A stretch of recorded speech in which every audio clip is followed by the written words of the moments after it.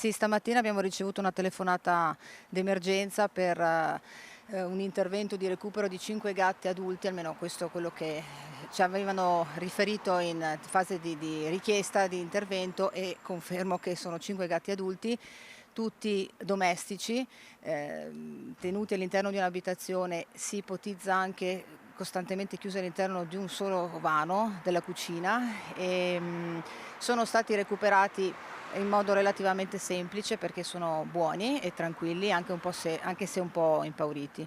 Sono gatti che dobbiamo sterilizzare, vaccinare, testare, e dopo sono tutti disponibili per l'adozione.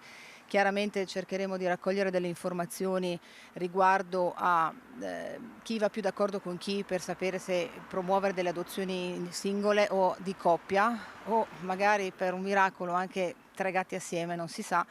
Però diciamo che l'iter è quello che seguiamo sempre per promuoverne le adozioni. Abbiamo lanciato anche un iniziale appello su Facebook per trovare degli stalli, e proprio stamattina. È chiaro che il tempo trascorso è pochissimo, però insomma questo per far sì. Cosa si intende per stalli? Uno stallo è la messa a disposizione di una stanza o di una parte della casa da parte di persone, volontari, insomma amanti degli animali, che abbiano comunque una minima esperienza di gatti, e che permettano in questo caso a loro di continuare a vivere in un ambiente domestico. Per tutti e 5 insieme in questo caso? No, no, no, assolutamente. Cioè, l'ideale sarebbe Anche più stalli, insomma, anche più più persone stalli. disponibili a ospitare anche un Sì. gattino ciascuno. Sì, l'ideale sarebbe 2 da una parte e 3 dall'altra, per evitare che neanche uno rimanga da solo, però ci rendiamo conto che può essere difficile.